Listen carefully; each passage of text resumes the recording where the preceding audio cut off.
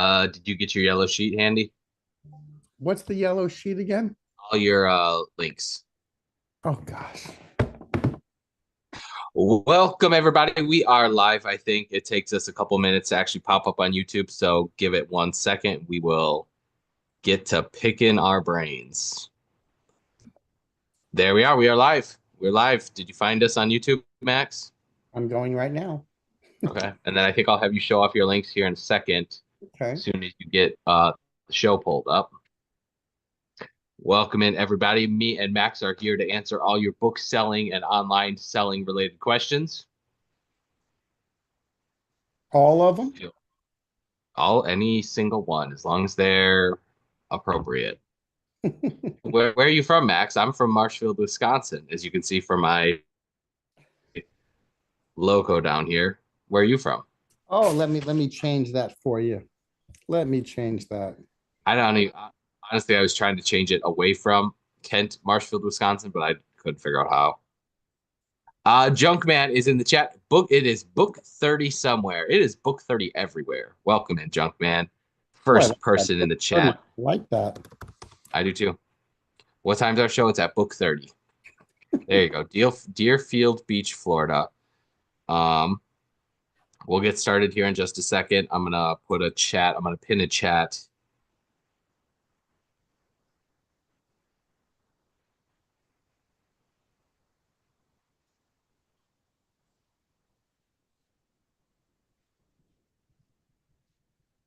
How has your day been so far, Max? I have been swamped. As always. I'm in, but I can't see the chat again for some reason. Oh, darn it. Can you close YouTube and then come back? Let me see what I can do. Hold on. Yeah, yeah. I think I'm gonna send you to the social media basics class for all the grandmas and grandpas. Junkman is saying a prayer for you. Welcome in everybody to episode 31 of Pick Our Brains with Kent and Max. Max, do you want to tell us who you are, what you do, and where people can find you? Wow. God, I mean, you just put me right on the spot. I Yep, mean, there you go. where to find me on Everyone, you Whatnot. definitely need to check him out on Whatnot and eBay if you're interested in buying books. You can also find him on Instagram and YouTube and Patreon. Do you want to tell us a quick little synopsis of your Patreon group? It is actually called Paper Gold, an ongoing book hunters conversation. We are in our second year, going on our third year. We have about 130 members worldwide, as far as Israel, Australia, and England, and then all over the continental United States. We are a book selling, book sourcing, book hacking group. How to make your book selling dreams come true, how to increase your business, how to source books at a better rate and make more money. Bottom line, make more money and sell more books. That's what we do. We've been doing it for a couple of years now. And the networking in that group is second to none. It is utterly amazing what happens in that group day to day.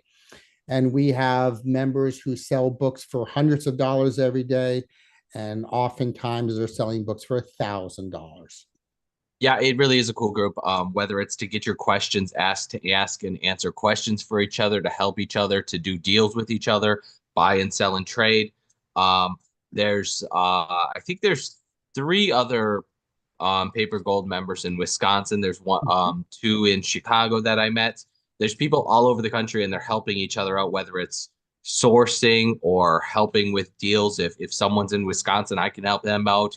If I need someone in Florida or New York or California, they can help me out. It's a really good group for networking like that. And also learning, no matter what level you're at. We have very large warehouse style Amazon sellers in that group, and we have one man, one woman operations out of their living room, like myself, in the group, and we and everything in between. We have brick and mortar bookstores, and it's really just It's really just growth of learning and progressing your business from making $100 a day to learning how to make 300 a day to 500 a day, so on and so forth, and making the dream of what you want as selling books, making it into as clear as a reality as we can.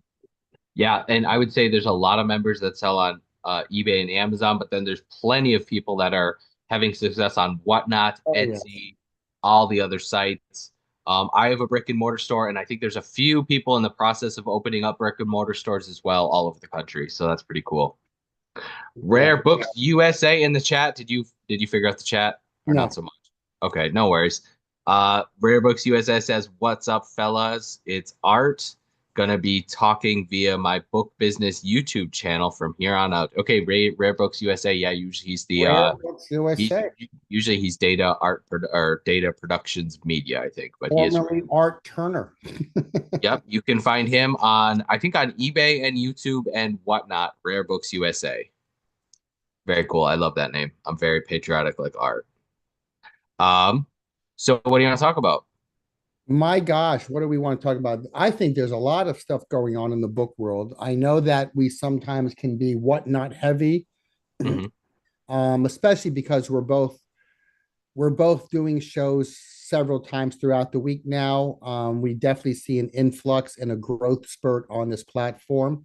But I think that maybe today we should talk a little bit about a hint of what I'm going to talk about on Thursday at the Zoom call. I Okay. wanted to talk about the good, the bad, and the ugly, the Clint Eastwood of eBay. What we Okay. like about it, what we don't like about it, what we think should change. I'm starting to see again a lot more people being negative on YouTube and Instagram about their eBay accounts. There are some people that I've been following for a number of years. I'll just point him out now, and everybody should be following him, which is his name is the Auction Professor on YouTube, Okay. and he's one of the OGs of making videos on YouTube, and he was on eBay in the ground floor very early on, and he talks about his journey. And he is progressively getting more and more upset with eBay and their lack of caring about the sellers. And he just made a very, very angry video a couple days ago, which people should check out. And he's 100% in the right on this scenario. But dealing with eBay, as you and I have talked about recently, in the past year or two, uh, Hmm. their customer service has literally fallen off the cliff of helping sellers. Yeah. Yeah, I think one of his most recent videos was talking about the negative feedback that he received through no fault of his own. It was kind of a combined shipping issue where he sent counter offers, and when you send counter offers and they accept them, you can't send an invoice with combined shipping. It automatically charges them, and you hopefully have to send them a refund. And then they still left him negative feedback. And he talked to eBay and explained the situation. And eBay was they actually, I think eBay told him that they would remove the negative feedback, but then they didn't. And Right. then next time he tries to talk to customer service, they're like, "Well, we can't help you," even though the last one said that they would. Right.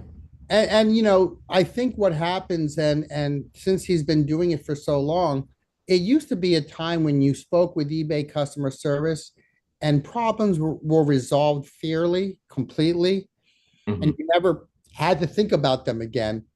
And now it's three or four phone calls about the same issue, trying to get someone who literally understands what you need help with, and not only to understand what we need help with, but to see it through to the finish line.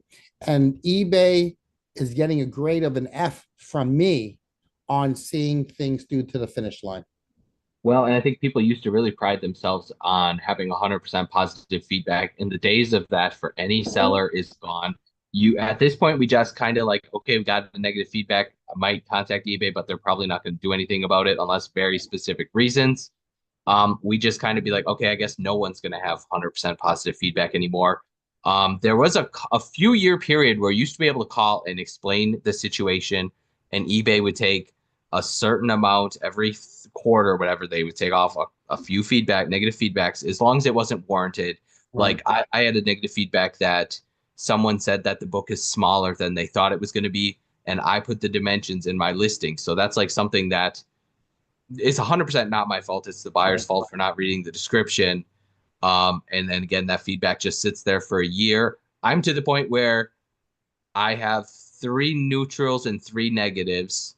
but it was very, very bad when one customer left me like 9 negative Nine. I remember situations. that a year ago. Those just casually Yeah. sit on my account for a year and you wait for them to go away. And it sucks, but I think also buyers are seeing that no one has 100% positive feedback anymore. So I think that's the only solution is to not worry about your feedback as much as you used to. But I guess, you and I have talked about this at length before, and I guess what troubles me as a seller, a longtime seller, is why does eBay want to viscerally hurt their sellers?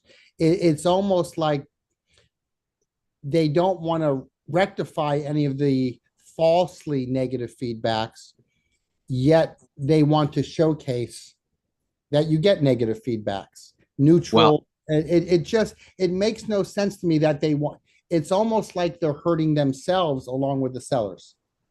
well, I think there's a shift on eBay to be more like Amazon. They see Amazon is the biggest in the marketplace, and Amazon you can return 50 out of 50 items, and you're good. Everything is free returns. They make it super simple for you to return items, and eBay is kind of chasing that model where the buyer's always right, and the seller just has to cater to every whim. Um, but I mean, like eBay is still amazing for both of us. We both love eBay and still do very well on eBay, but a lot of sellers are so fatigued, and so many of them have quit and tried other platforms, and are succeeding on other platforms. Yeah, I mean, my sales are definitely down a little bit from last year, the year before, and the year before that. But with the blossoming of Whatnot, my numbers are actually better overall because of Whatnot. And I would love for eBay to be the way it used to. I don't know if I don't know if management wise it's ever going to be allowed to go back to what it used to be. Yeah, and the beauty of Whatnot is, unlike eBay, where you list say 100 items a week or 200 items a week, and then some of them sell right away, and then some of them are going to sit for 1 year, 2 years, 3 years, or never sell. The beauty of Whatnot is everything sells. You have a basically 100% sell through rate, and your profit margin probably isn't all that bad if you're buying collections and buying stuff. If you're buying large quantities of books, your profit margin is probably pretty darn good.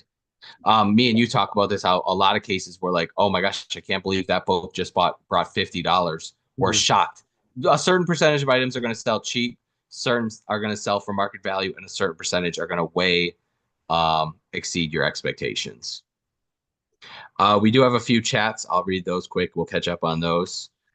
Jay Fed says John Fetterman from Gloversville here, Paper Golder. We know who Jay Fed is.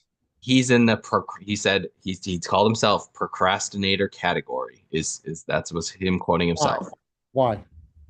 Um, sometimes you just got to procrastinate. I was going to plant a garden this year. I'm putting it off to next year. Why? I don't know. Ask my shrink. I know, but you know what? I would What? say to Jay Fed, it is such a glorious time to be selling books right now. I mean, I know we're being a little negative on eBay, but Whatnot is just on fire right now. All of the people that you and I know we've gotten into Whatnot, Yeah. most of them are highly successful right now. And I would dare say that at least 4 to 5 of these people who are selling on Whatnot because of us mentoring them are shocked at how good it is. Yeah. They're Well, literally, yeah. Going into the next question and to answer that one, if you're procrastinating, I think it's easier for me and Max. We know that our work is going to guaranteed to pay off. But Mhm. as a new seller, it's tough to put in all of that work and build your eBay store. It's just slow, and especially with Amazon, my understanding is it's even slower because you send in inventory, and then especially when you're a new seller on Amazon, it takes time to get the buy box. You can make sales in the meantime, but then Amazon holds your money for extra long as a new seller. So like you have to work a couple months on Amazon to see any sort of money at all. Well, and also this Thursday on our Paper Gold Zoom call, I am going to be talking about revenue streams. And I'm Okay. talking about how, if one of your streams is hurting, how you can capitalize on having multiple streams. Yep. 3 years ago, if you asked me, I would have had people just focusing in on Amazon and or eBay. But now there's so many more platforms available to people that the idea of having multiple streams of income is very appetizing. And I know there are several people in the group that are looking into local streams, whether it's flea markets and farmers markets, stuff like that, Facebook or Marketplace. antique malls. A lot of people are doing antique malls, and I actually there's a couple antique stores here in central Wisconsin that I used to sell at that I'm considering just renting a small 10 by 10 space and just to have like even if I could make a couple hundred extra bucks a month, Mhm. it would be cool if I could just go work on filling it once a month and get a nice little check. I'm thinking about that. Yeah, and it's not like it's going to bring you a fortune, but this money does. If you just play the marathon game, you play the long game, having three, four, five, six, eight revenue streams that you get paid monthly, Yep. that is that's an amazing managerial financial reward. And actually, one that I really used to like that we probably haven't talked about much at all in the Paper Gold group is local auction houses. Mhm. We have one here in a small little town in central Wisconsin, not too far away. The drop off dates, you have to take your items on certain days. Doesn't work for me. They take consignments Wednesday, Thursday, Friday. I cannot make it to their store hours to drop stuff off. But that was something that was a really cool revenue stream. If I could just drop off a load of stuff and then 2 weeks later get a check and I'm moving a load of stuff, I'm emptying out my storage space and making money.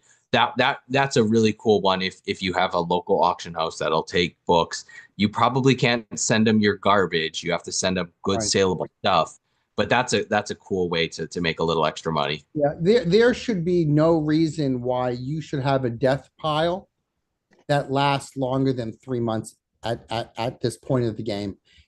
If you can, there are so many ways to get rid of books, to monetize books, that the only way you should have a death pile is if you are overbuying and running a failing business.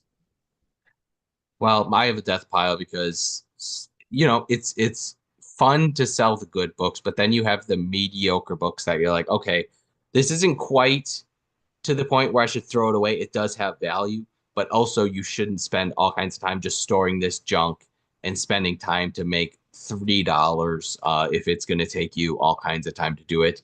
Me and you both have seen certain people sell on other platforms like Pango Books, and that's meant for the really cheap stuff, which Mhm. you're talking like two, three, $4 for a paperback, which if you're going to spend that time to list a paperback for $3 and then you do get a little bit of fees and stuff and then you have to package it, that might not be an efficient use of time for anyone. If me and you were listing $3 paperbacks, the dollar, I know you don't like the dollar per hour estimate of what of your work, but it really kind of isn't worth your time. You're better off donating that stuff and trying to find better inventory. Yeah, you know what? I think one of these days we need to invite someone who sells on Pango on with us and have them explain to us the the journey of Pango Books for them, because when I see videos on Pango Books and people selling books, I almost want to say that 80% of the books, maybe 90% of the books, are $10 and less. I And think Pango on there, yeah, go ahead. I just don't think that's a great way to make a living. I think Pango Books literally markets themselves as a cheap item. I forgot how they word it exactly on their website. Something about like being like a low like for cheap stuff. Yeah, but That you they, can they either market themselves that way. either source cheap stuff or source better stuff. Yeah. And what Pango can't claim is everybody's second is the same. Your second is the same as my second. Your minute is the same as my minute. Yeah. If you're listing cheap books and I'm listing books for 20, 30, $50, $100, if I sell a book for $100, it's going to take you 50 books or 40 books to make that $100. Are you selling 40 books a day, two, 3 books, $2 or $3? So I think to be fair to Pango Books, we need to bring someone in.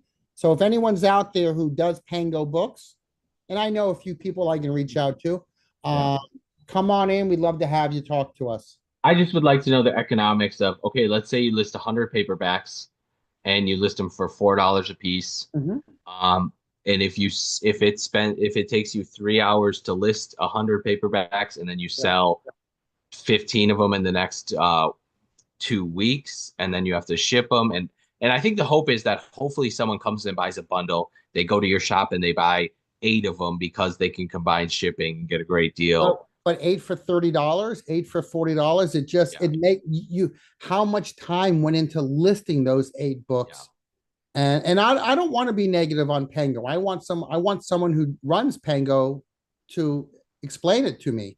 yeah. Uh, I know how much money I make. I know how much money I make a week, a year, a month. Um, and I really don't see the financial benefit of Pango um, for the I will say booksellers that we mentor. the Pengo marketplaces, they market themselves as being like probably one of the best deals you're going to get on anything. And then also the sustainability of selling paperback books that maybe lower value, cheaper stuff that other sellers aren't even going to list on eBay just because the mathematics of eBay is a little tougher than Well, Pengo. if they're not worth listing on other sites, maybe they're not worth Yeah, listing would be my bottom line. fair enough. Art Turner does have a great question. How do you handle fatigue? The days where you just do not want to do anything for your business on any given day. Ooh, I don't know if Art Turner's going to like my answer to this question. Okay. You might be better equipped at answering this than I am because I don't get fatigued at this business. It's a lot of work, Mhm. but I just love the day to day. I probably love more of the same rigmarole day in day out of the business than you do. Probably you probably get tired of it a little bit more than I do. But I just love the never the same twice sort of thing when I wake up. I don't know what I'm going to be listing. I don't know what I'm going to be selling. I don't know what I'm going to be sourcing and finding. And because I built a very good consignment business, my phone blows up all day long and consigners are sending me pictures of books. So that tends to get me excited about what books are coming to me. Yeah, I mean, sourcing books is always very fun for me, but like the day in, day out, spending 2 hours taking pictures of books and an hour and a half typing up listings and 2 hours listing is very monotonous. Packaging and shipping is very monotonous. Um, I'm very blessed because I know, I mean, very, very seldom, maybe a few times a year, I get really burnt out and I just power through it. And I guess you know what I will say for us, it's pretty easy because if we're gonna hop on Whatnot or we're always listing good stuff on eBay, we're guaranteed to have that income versus people that are just doing static buy it now listings and you're not always seeing the results that you're hoping for. That's probably where a lot of people's fatigue is because they're not seeing the results. Right. But I, it's no. easier to power through it if you know you're going to be making money Right. in 10 days when the auction's And ending. because I know Art Turner very well, one thing that I would advise him to do if he wants to get out of and we all need vacations, we all need time away. Mhm. I'm not saying that. But what I'm saying for Art Turner is go get yourself some more backroom access because if it's Monday morning and you're tired, but you have backroom access at say noon that day, there's nothing more exciting than walking into the back room of a thrift store and estate sale, not knowing what's there and knowing you had the possibility to strike paper gold. Yeah, but at the end of the day, the thing that people have issues with doing day in, day out is the listing, the shipping, the boring parts of the Right. job. Right. To sit and list for 2, 3, 4, 5 hours a day is like mind-numbingly Right. boring. But And I yeah, guess for a lot of people, I guess it would be cool if you could hire someone like that's what you're trying to push me to do is if I could hire someone to do that portion of my job, I would enjoy it a lot more for right. sure. You know what? And maybe what we need to do is bring Art Turner in next week as a guest Hmm. and let's talk about this issue with him So maybe he'll say yes in the chat to that. But there are so many exciting things that happen every day in this business for me. Whether it's me going to Faith Farm, you never know what you're going to find. Whether it's me running a whatnot show, um, or what kind of books am I going to sell on eBay today? So there's many different sort of rays of sunlight of excitement that can happen every day. And while it is hard work, oftentimes we've talked about it is hard work dealing with books, researching, carrying boxes of books, shifting books from one shelf to another. That Mhm. to me, it always beats the alternative of what I used to do. So I'm always looking at the bright side of what I've cultivated doing in this business and how happy I am in my life right now, as opposed to when I felt like a burnt out teacher 15 years in. Yeah. Yes, but like I said, most sellers are working their butt off and they're struggling and their sales are going down. And it's like, well, why am I even working at all? So, So right. So I would say this to Art Turner too. Is it worth Art Turner to find someone 10 hours a week to do his listing for him? And probably not. even though it may be a wash financially, is it worth getting that inventory up for not for 90 days worth of not listing someone else doing it for you for 90 days, but really pumping out 30 books a day? Is it okay to be a wash for a month for the bigger picture? I would say for most new sellers, hiring a lister probably isn't very economical. Right. So at what point do they want to change? That's always going to be my question. At what Yeah. point do you get tired of what you're doing to the point you want to change things? Yeah. I will say if you want more advice on burnout and stuff like that, you should definitely check out Mel back from Burnout. She's a bookseller and has videos on this topic. So definitely go check her out. And it Right. sounds, yeah, I mean, I think she just made a video about her history of burnout. Hmm. And Yeah. Mel's someone who interviewed me a couple years ago. She actually came to my house and interviewed me. We had a 2 hour long, wonderful conversation. But she's somebody who actively talks about being burnt out from, I just don't want to say the book business, but just being burnt out from life. Um, and I tried to talk to her before, and I just don't think she cares about my opinions. And I think that probably there's lots of people in the Paper Gold group that are burnt out from the listing side of the business, Right. the sourcing and moving boxes of books that can be fun. But it's the listing portion, and that's why a lot of people have hired VAs. So if all you gotta do is snap pictures and maybe write up a little postcard with info for the book, Mhm. and then you let someone else do all the item specifics and the titles and the descriptions and stuff. I would also say this to Art. I'm going to play devil's advocate. Hmm. If Art was making $500 a day, every day, 7 days a week, would it still be boring? I will say it's the work is easier if you're making $500 a day. Exactly. So that's where I want to push Art towards. Yeah. Art says Max is the Bill Belichick, Nick Saban, and Greg Popovich of the online book selling world. Did I say Popovich correctly? Yeah, you did. Okay, good. He gave Well, one of the yeah. advanced I mean, answers. I think Art knows that I really enjoy what I do. I do get tired, physically I get tired. Um, but I don't ever get to the point where I feel burnt out by that. I never feel burnt out by this business.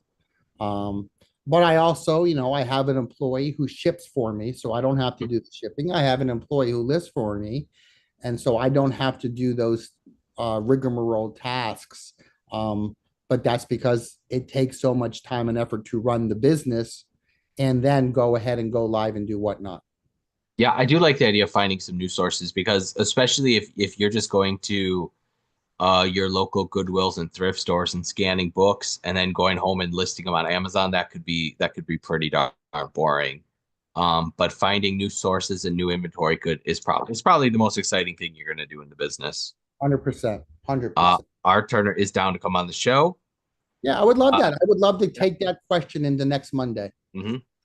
He says consistency is very important long-term game. If you need a day away, take the day away. because I know I will be able to get back on the horse. Yep. Yeah, And Ken, you Tuesdays is normally your day off. yeah, I mean, every other Tuesday, maybe this Tuesday, I gotta stay here because I got a shipment coming in, and the Whatnot show Tuesday night. So I mean, I am doing work every single day, even on my days off. And then again, now I'm doing 4 nights a week, no, 5 nights a week on eBay, and then two Whatnot nights. So no, I don't take off too often. I'm taking off in July. I'm gonna But take off. we're also full-time resellers. This is our job. Yeah. And there has been no greater gift to me from me than becoming my own boss. I Yeah. could never go back and work. I could never go back and work for someone anymore.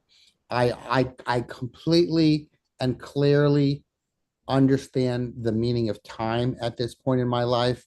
And I love owning my time. And Mhm. that is the gift that I want to give all of my paper golders.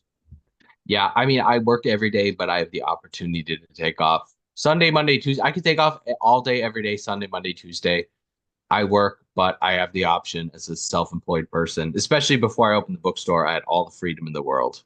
Do you ever wish you didn't have a bookstore and you just were online? I mean, back when before I opened the store, I was working all day, every day at home. Mhm. So I mean, this does tie me down. I have to be here every Wednesday through Saturday. I have a couple potential employees, but like I wanted to take off Saturday and run down to Chicago to look at some books, but my two potential employees couldn't make it, so I had to be here. I mean, worst case scenario, I could just close for the day, but I don't want to leave.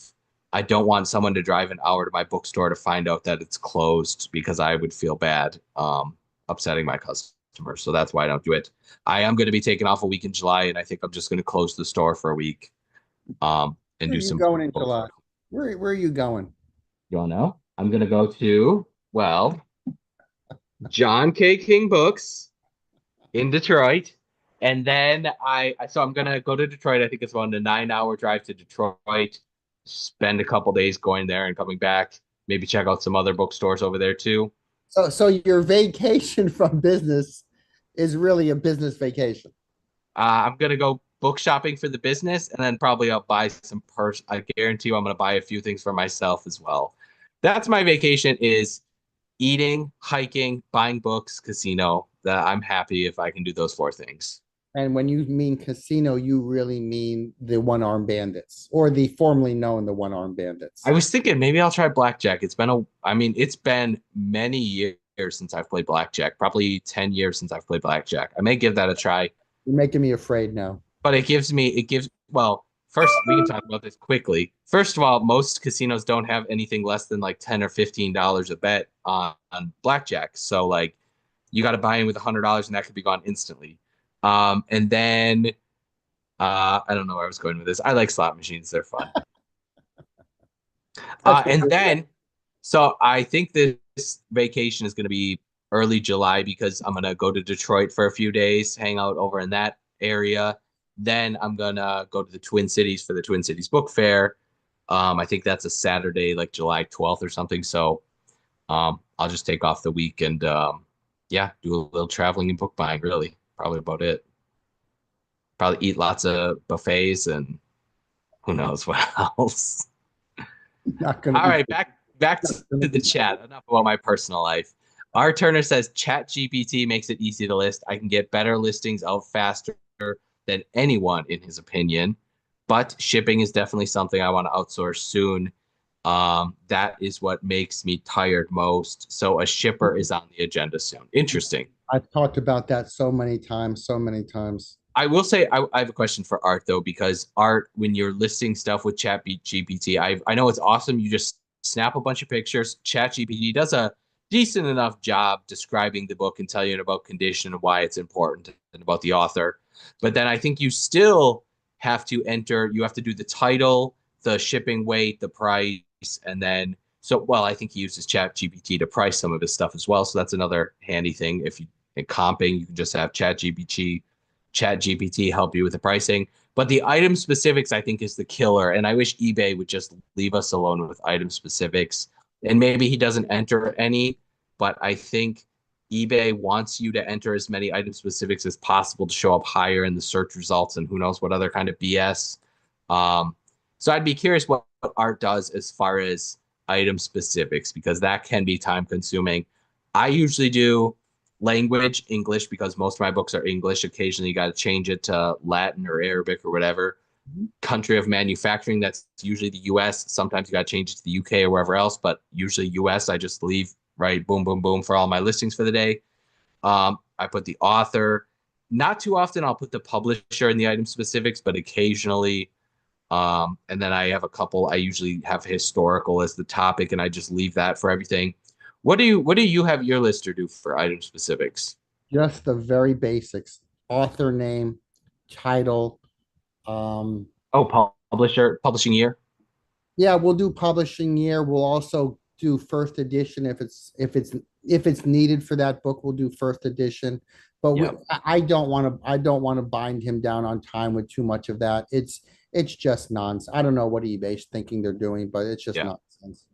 That is one benefit of the VA is I've seen some of these people that use VAs for their listings, Mhm. and the VA will enter an insane amount of item specifics, which I mean is supposedly good for your items showing up in search results. So, but as a me doing the listings myself, I want to keep it pretty basic. Grayson says hello. Well, he says yo. He says I try to include print date or whatever because I think that puts it in the categories where I can sort it in the antiquarian rare book section. Yep. Publication date is important because eBay does give the people the option to search um, pre 1950 or 1800 to 1890 and then 1700s and so on. So if someone checks that box for 1700 items that are from printed in the 1700s, yours will show up. Art says, I do enter item specifics because I want to optimize the listings. But on the flip side, books sell every day, no matter what specifics. It's more philosophy than anything else because a good book will sell. That's it. That's it. I mean, I'd be curious if there's many. I know, and especially other categories. I think for clothing and some other categories, eBay forces you to enter like there's certain item specifics that are absolutely mandatory. I think some categories they even have condition as mandatory to enter that item specific for every listing. Um, Grayson says it's year printed, just checked. Yep, absolutely. Year printed. Any other questions for me and Max? I can't believe it's already Been almost 40 minutes. flew by. I just want to Yeah, make sure we're good for Art Turner next week. I don't want to ask him any more questions about that.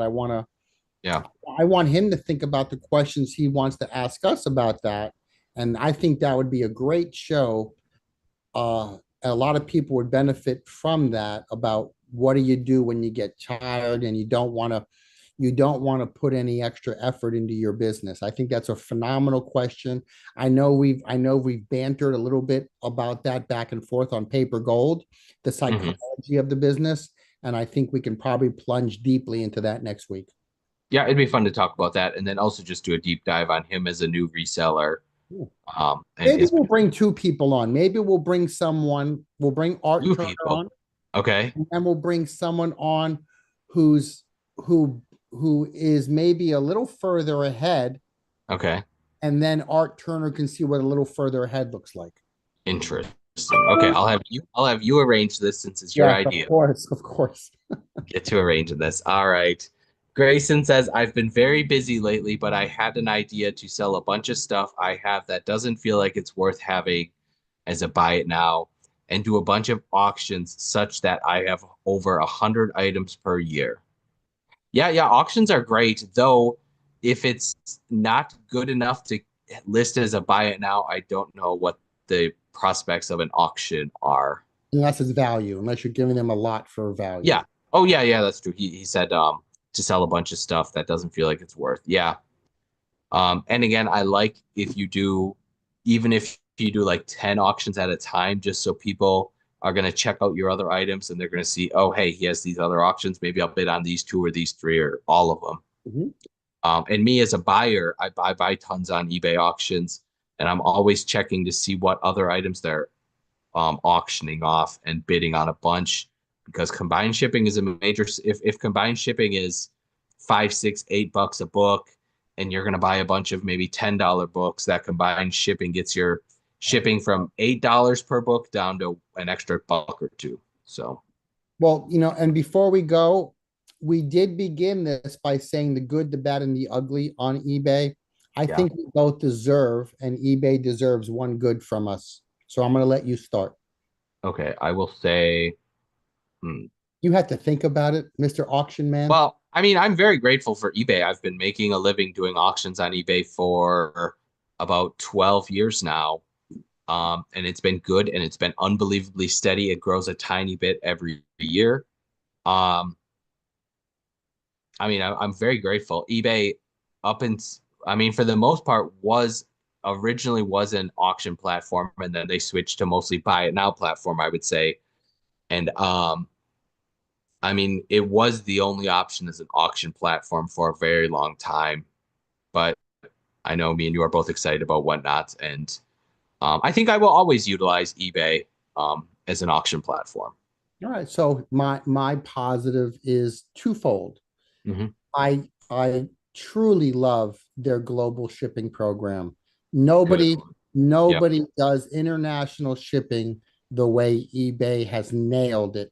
Now I know on the flip side of that, probably the buyers on the other side of that in the foreign countries, they're probably not happy about some of those import fees. But eBay has really opened up the global community to us. Hmm. Only thing that I would love to see them do now, and this is my cry out to eBay. Let's open up the book category to eBay Live. It's time. Yeah. You Yeah. guys have been talking about it forever. Let's start opening up the book category to eBay Live. And let's see what two sellers like Kent and I can do on your platform. Yeah. Yep. And you know what? I think eBay as a new seller is a very exciting, fun way, easy to way to make money. But the people that have been doing it for 5, 10, 20 years, they're seeing it as like, okay, it's not what it used to be, which is similar to the book business in general, the bookstore business. If you talk to the people that have been in for 50 years, they're like, oh man, the 90s, I was just making so much money. It was so easy to sell everything. And then the internet ruined it. And then people aren't reading it anymore. And then the Kindle hurt it. And I don't know. I mean, I think it's still a great business. Bookstore and online book selling is as exciting as it's ever been with all of the different ways you could sell books. And Wardell says hashtag paper gold. Wardell just showed up in the chat. And I'm gonna throw the gauntlet down for next week. Okay. We're gonna have a few special guests next week. We're gonna have a little roundtable discussion, Okay. which Okay. we've never really done here. And No. don't you worry, Ken. I'll take care of it all. I don't But care. You arrange it. I'll send you the link and you send it to whoever you want to come to the show. we're gonna have a little roundtable discussion, and we're gonna really make it exciting for everybody. Yeah. At some point, we do need to get book peddler Phyllis back as well. Yeah, we're trying. Yeah. All right. Thank you everyone so much. We got 16 people watching. Thank you all. 17. We really appreciate y'all, and we'll see you next Monday at 4:30 Central, 5:30 Eastern.